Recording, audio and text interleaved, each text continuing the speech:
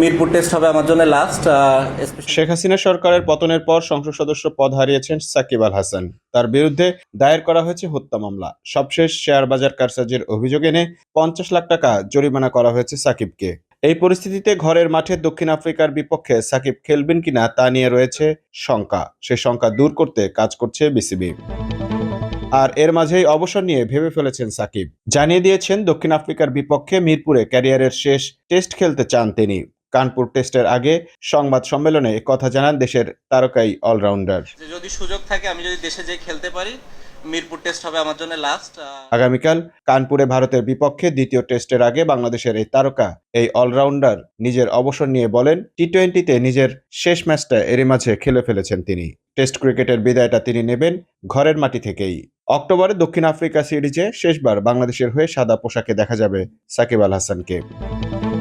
অবসরের কথা জানিয়ে সাকিব প্রেস কনফারেন্সে বলেন, আমার মনে হয় টি-20তে আমি আমার শেষ ম্যাচ খেলে ফেলেছি। দক্ষিণ আফ্রিকার বিপক্ষে মিরপুর টেস্ট খেলতে পারলে সেটি হবে আমার শেষ test.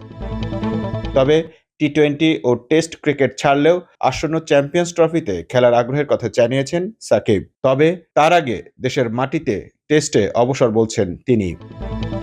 Mamun Mahfuz, time news desk.